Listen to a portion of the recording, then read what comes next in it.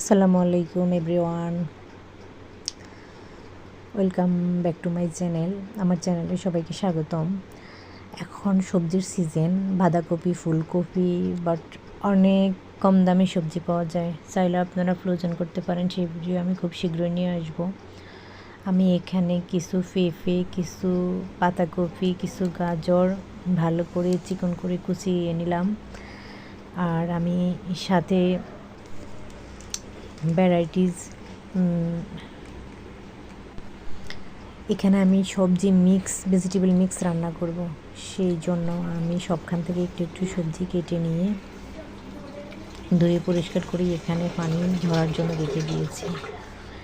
আর আপনার সাথে বাঁধাকপি ধুয়ে আমি ক্লিন করে রাখছি। চুলার উপর আমি একটা হাঁড়ি বসিয়ে দিয়েছি। হাঁড়িতে আমি অল্প পরিমাণে আদা, রসুন, হলুদ, মরিচ, পেঁয়াজ দিয়ে নর্মাল আমরা যেভাবে সবজি রান্না করি, শুধু এখানে হলুদ ছাড়া সব মশলার পরিমাণটা সমানভাবে রেখে অল্প অল্প করে যে যেরকম মশলা ব্যবহার করেন ওরকমভাবে ইউজ করবেন।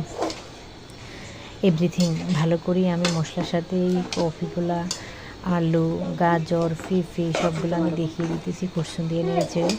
এভাবে করে আমি ভালো করে মিক্স করে এইভাবে কাঁচের ঢাকনা দিয়ে ঢেকে রাখবো। প্রায় মৃদু আছে 15 থেকে 20 মিনিট।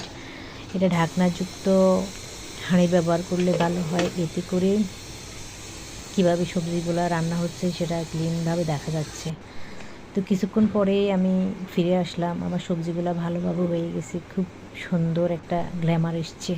ক্যামেরায় আমি একটা ডিম মিক্স করে দিয়েছি, সাথে ধনিয়া পাতার ফ্লেভারটাও সেই